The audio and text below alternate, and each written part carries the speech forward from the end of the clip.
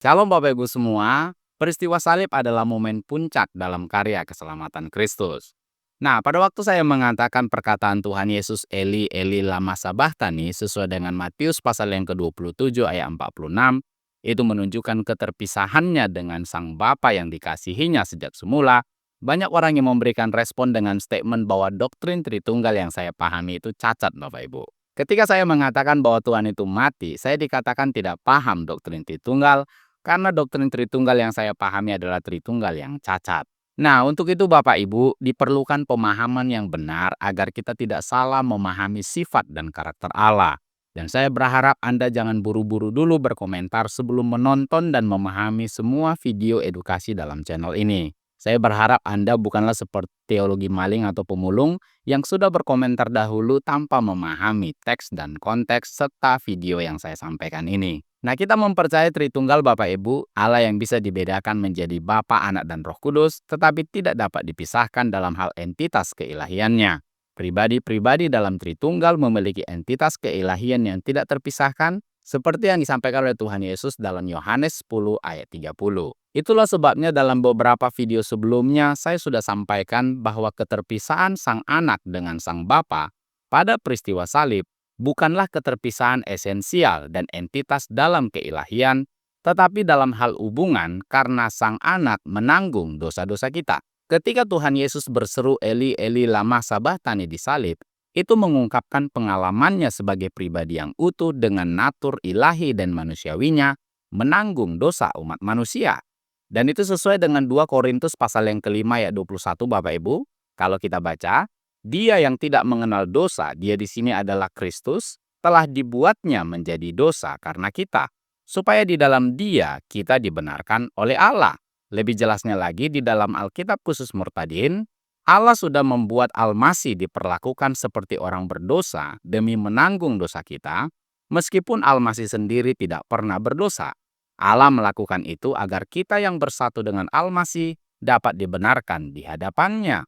Nah, berbicara dengan Allah yang telah memperlakukan Al-Masih atau Kristus yang adalah Allah seperti orang berdosa, itu berbicara tentang putusnya hubungan antara keduanya Bapak Ibu. Harusnya kita tidak akan sulit menerima pernyataan ini kalau kita paham Yesaya 59 ayat 2. Kalau kita baca, tetapi yang merupakan pemisah antara kamu dan Allahmu ialah segala kejahatanmu, dan yang membuat dia menyembunyikan diri terhadap kamu sehingga ia tidak mendengar ialah segala dosamu. Nah, kalau saja Allah Bapa tidak memutuskan hubungannya, memisahkan hubungannya dengan Yesus Kristus, karena Yesus Kristus pada peristiwa salib telah menanggung dosa umat manusia, yang pada akhirnya dia harus jadi sama dengan orang yang berdosa, maka sudah pasti Allah Bapa bukan Allah yang konsisten Bapak Ibu. Karena di dalam Yesaya 59 ayat 2 dijelaskan pemisah antara kita dengan Allah adalah dosa dan kejahatan kita.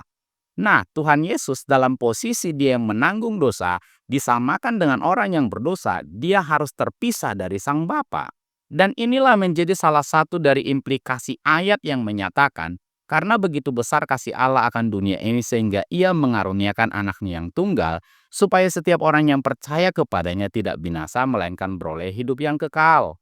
Dia putuskan hubungannya dengan anaknya yang tidak pernah terjadi sejak kekal. Dan anaknya berteriak-teriak kepada bapaknya yang sudah dikasihinya sejak kekal. Dan Roh Kudus harus bersedih akan peristiwa yang terjadi sekali untuk selamanya itu Bapak Ibu, demi menghapus dosa umat manusia. Jadi jangan cuma kita hafal karena begitu besar kasih Allah akan dunia ini, sementara kita tidak mengerti betapa besarnya kasih Allah Tritunggal kepada umat ciptaannya. Pernyataan saya tentang Tuhan mati pada peristiwa salib tidak membuat doktrin Tritunggal menjadi cacat, tetapi justru menyingkapkan betapa besarnya kasih Allah Tritunggal kepada kita demi menyelamatkan kita yang terhilang ini, yang harusnya mati dalam kematian yang kedua, tetapi digantikan oleh Sang Anak. Kita patut memuji Allah Tritunggal untuk itu Bapak Ibu, dan segala kemuliaan hanya layak bagi Dia.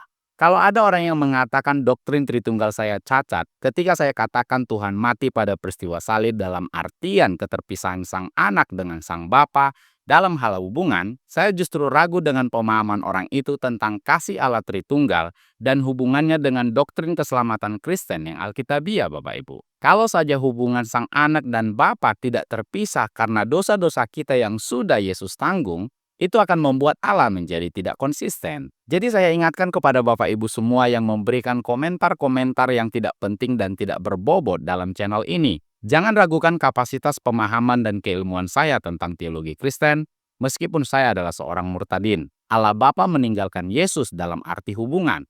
Ingat, ini adalah hubungan, bukan esensi keilahian. Communicatio Idiomatum memberikan penjelasan bahwa Allah mati di dalam Yesus, tetapi bukan berarti bahwa keilahiannya berhenti atau menjadi tidak eksis. Peristiwa salib adalah pengalaman keterpisahan relasional antara Allah Bapa dan Anak, bukan dalam hal eksistensial. Karena bagaimana kita bisa memisahkan entitas keilahian yang tidak terbatas? Tentu saja tidak bisa. Ingat, Allah itu tidak terbatas, Bapak Ibu. Entitas ketidakterbatasan tidak bisa dipisahkan. Bagaimana entitas keilahian sang anak yang tak terbatas itu bisa dipisahkan dari keilahian Bapa yang tak terbatas karena mereka sama-sama tidak terbatas. Jadi, saya tidak membatasi entitas keilahian sang anak. Saya menjelaskan hubungan yang terpisah karena dosa. Allah yang suci dan agung tidak bersatu dengan dosa. Yesus yang dianggap sama dengan orang berdosa karena menanggung dosa umat manusia harus terpisah dari sifat dan karakter Allah yang maha suci dan tanpa dosa itu, Bapak Ibu. Keterpisahan hubungan inilah yang saya katakan Tuhan mati. Bukan berarti Tuhan itu berhenti eksis atau tidak eksis lagi. Nah, saya coba memberikan ilustrasi yang mungkin bisa membantu Bapak Ibu semua memahami dengan istilah Tuhan mati. Sebagai contoh, di daerah saya kalau dikatakan listrik mati, apakah itu berarti bahwa roh listrik itu terpisah dari tubuh listrik, Bapak Ibu? Tentu saja tidak. Ini bukan bicara tentang keterpisahan roh dengan tubuh, tetapi menunjukkan putusnya hubungan listrik ke rumah saya. Sama dengan Allah, ketika dikatakan Allah itu mati pada peristiwa salib, berarti terjadinya perpisahan hubungan, putusnya hubungan antara sang anak dengan sang bapa karena dosa-dosa kita. Putusnya hubungan sang anak dengan sang bapa tentu membuat Roh Kudus menjadi sedih. Luar biasa bukan kasih Allah Tritunggal buat kita, Bapak Ibu? Contoh ilustrasi lain, ketika saya katakan SIM atau surat izin mengemudi saya mati, apakah itu berarti bahwa roh SIM saya itu terpisah dari tubuh saya, Bapak Ibu? Tentu saja tidak. SIM saya itu mati artinya SIM saya itu tidak sah lagi untuk saya gunakan. Legalitasnya tidak berlaku lagi. Nah, sama dengan Allah yang mati pada peristiwa salib. Legalitas sang anak itu tidak diakui lagi karena dia dianggap berdosa karena menanggung dosa umat manusia. Dan tentunya akan membuat Roh Kudus menjadi sedih. Luar biasa bukan kasih Allah Tritunggal buat kita, Bapak Ibu? Jadi sekarang kita sudah tahu bahwa ketika dikatakan Tuhan mati, Allah itu mati pada peristiwa salib, itu menunjukkan keterpisahan hubungan sang anak Allah dengan Bapanya yang tidak membuat doktrin Tritunggal menjadi cacat.